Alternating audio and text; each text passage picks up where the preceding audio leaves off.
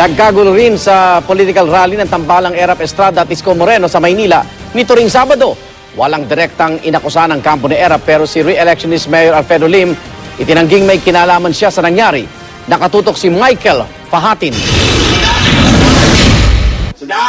Sa kaligitnaan ng talumpati ni Manila Vice Mayor candidate Isko Moreno sa isang political rally nitong Sabado ng gabi, bigla na lang may nambato. After 21 years, ano meron?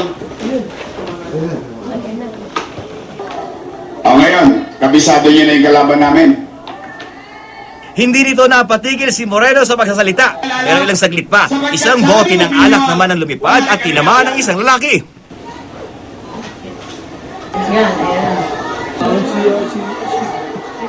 Tingnan po ninyo. Kalayatan ito mga to, tatakot ako sa kanila eh. Sa amo nga nila, hindi ako natakot eh. Kung talagang matapang kayo, eto lang kami oh. Dadamay pa kayo ng taong bayan. Diba, Hindi rin nagtagal, pinahinto na ni Erap ang programa.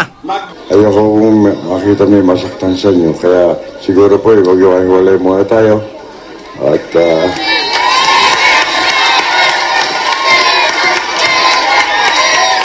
Isa rin ang babae ito na isinugod sa ospital ng mapatid at mauntog sa pagkaripas ng takbo palayo sa gulo.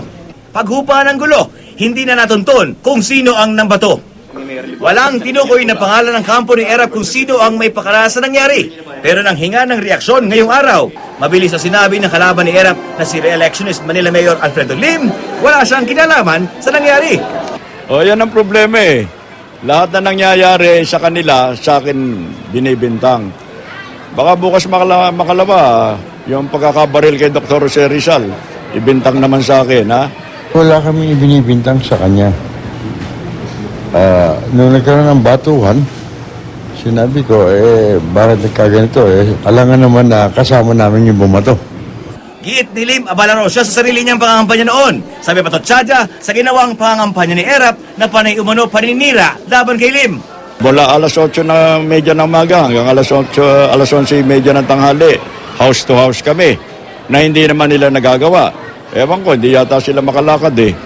Agad namang sinagot ni Erap ang pukol na ito. Gusto niya, anong gusto niya? Na hindi ako makalakad. Gusto niya, mag 100 meter dash? Ha? Okay, sabi mo sa kanya. Dagdag dilim na imbis na maging abala sa siraan umano ang kampo ni Erap ay dapat natignan ng mga botante ang track record. Pero ayon kay Erap, mas mahalaga na tugunan ang isyu ng Maynila na lumalala raw ang mga kaso ng kriminalidad. Last week, nag-file sila ng request sa COMELEC na ang Maynila daw malagay sa COMELEC control. At ang gusto pa nila, maging manual voting. O sabi pa nila, nakakarating sa amin, pag manual voting daw, sigurado panalo na sila. Paano sila nakapagsasalita ng ganun? Ayan o.